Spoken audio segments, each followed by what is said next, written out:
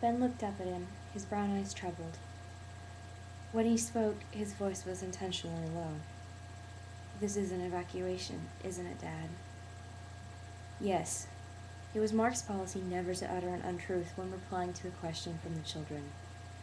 "I knew it as soon as I got home from school. Usually Mother gets all excited and happy about traveling, but not today. She hated to pack, so I knew it. I hate to send you away, but it's necessary." Looking at Ben Franklin was like looking at a snapshot of himself in an old album. "You'll have to be the man of the family for a while." "Oh, don't worry about us, Dad. We'll be okay in Fort Repose." "I'm worried about you." The boy's eyes were filling. Ben Franklin was a child of the atomic age and knowledgeable. "I'll be all right in the hole." "Not if—" "Anyway, Dad, you don't have to worry about us," he repeated.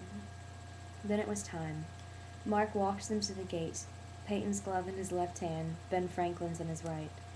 Helen turned and he kissed her once and said, "Goodbye, darling. I'll phone you tomorrow afternoon. I've got the duty tonight, and I'll probably sleep all morning, but I'll call as soon as I get up."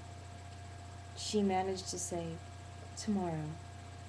He watched them walk to the plane, a small procession, and out of his life. Good morning, Rachel. It is Thursday, March the 11th, and I'm really tired today.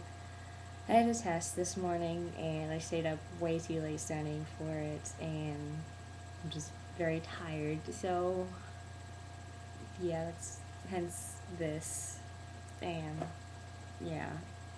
Um, oh, I have something I have to say.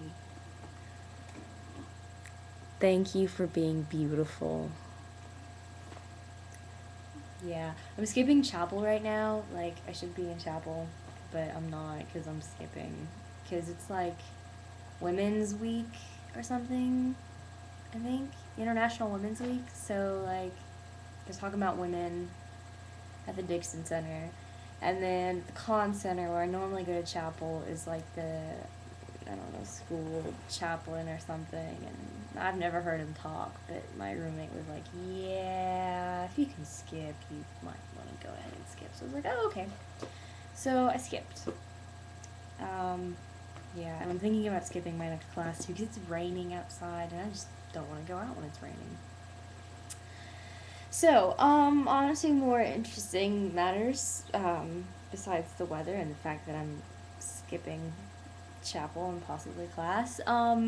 You've given me Danny, Holden, and Finney. This was kind of hard, honestly, because I like all three characters, so it was hard to decide, what to do with each of them. But I decided I would shag Finney because I always really liked Finney. Like I just thought he was cool. He was my fave. I would marry Holden because Holden's a pretty cool dude, and I would cliff Danny because I like Danny, but he got on my nerves a little bit sometimes. Like, I don't know, just every once in a while, I was like, okay, you're getting on my nerves just a little bit. So because of that, he's getting clipped. Yeah, so your three are Dean Martin, Louis Armstrong, and Bobby Darin. So those are your three. I'm gonna talk about something really quick before I run out of time, and it's wedding rings. Because there was like open dorms, which meant that like the guys were allowed to come in our dorms, and Hannah's boyfriend was here. His name is Matt, and they were like looking at my Facebook, and he was like, "Why does it say you're married to Rachel Treadwell?" And I was like, "Cause I am." And he was like, "Well, do you guys have wedding rings?" And I was like, "Well, no. I mean, not really." And I was like, we had these ones that we got like Hastings at one time, but like I don't even know if I still have mine. And he was like, "Well, you're not married then, because you're not married if you don't have wedding rings. So maybe we need to get wedding rings, because according to Matt, we're not married unless we have wedding rings." So I'm gonna leave you with that. And Rachel, I will see you on Saturday.